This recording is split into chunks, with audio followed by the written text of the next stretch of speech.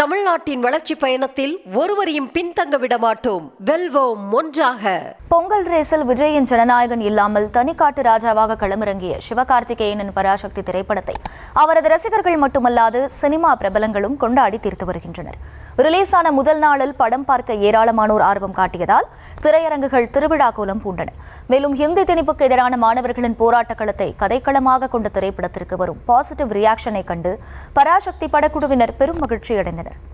ஒரு வழியாக சென்சார் சார்ந்த சிக்கல் தீர்ந்து நடிகர் சிவகார்த்திகேயனின் பராசக்தி திரைப்படம் திரையரங்குகளில் வெளியானதால் அவரது ரசிகர்கள் கொண்டாட்டத்தில் திளைத்தனர்.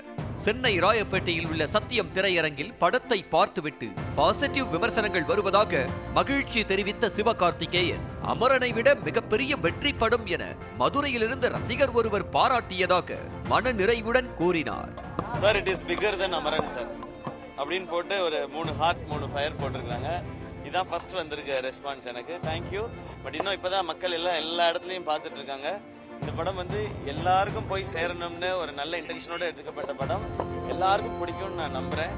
பராசக்தியில் வில்லன் கதாபாத்திரத்தில் நடித்த ரவி மோகன் காசி திரையரங்கிற்கு படம் பார்க்க சென்றார்.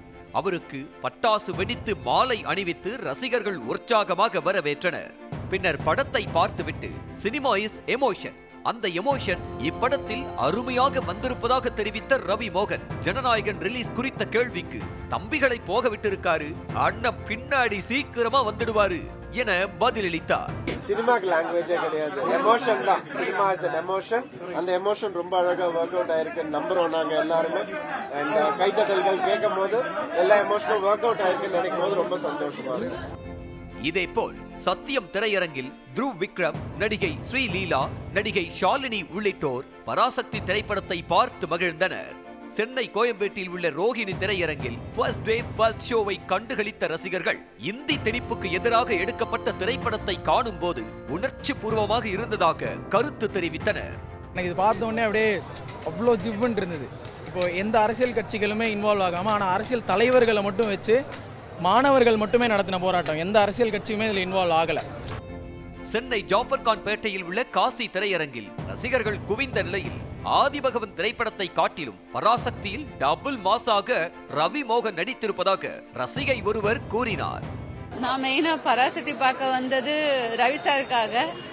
அவருக்காக ரொம்ப வெயிட் பண்ணி இந்த படத்தை பார்த்துட்டு இருக்கோம். வேற லெவல் சூப்பரான மாஸ். இது ஆல்ரெடி பகவான்லயும் பண்ணிருக்காரு, அதை விட இது ரொம்ப டபுளா சூப்பர் மாஸா இருக்கு. மதுரை அனுப்பானடி பகுதியில் உள்ள பழனி ஆறுமுகா திரையரங்கில் பேண்ட் வாத்தியங்கள் முழங்க பராசக்தி பட ரிலீஸை ரசிகர்கள் கொண்டாடினர். மேலும் சிவகார்த்திகேயன் புகைப்படம் பொறிக்கப்பட்ட துணியை இருசக்கர வாகனத்தில் சென்றவாறு பறக்கவிட்ட இளைஞர்கள் சிவகார்த்திகேயன் கட் அவுட்டுக்கு பாலாபிஷேகம் செய்தனர்.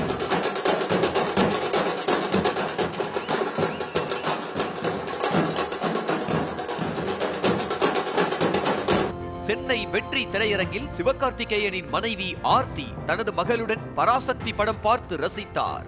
நெல்லை மாநகரில் மட்டும் 10 திரையரங்குகளில் இப்படம் திரையிடப்பட்டுள்ள நிலையில் ராம் சினிமாஸ் தியேட்டரில் ரசிகர்கள் கூட்டம் அலை மோதியது. மேளதாளம் முழங்க பட்டாசு வெடித்து ஆடி பாடி ரசிகர்கள் திரைப்படத்தை திருவிழா போல் கொண்டாடி தீர்த்தனர்.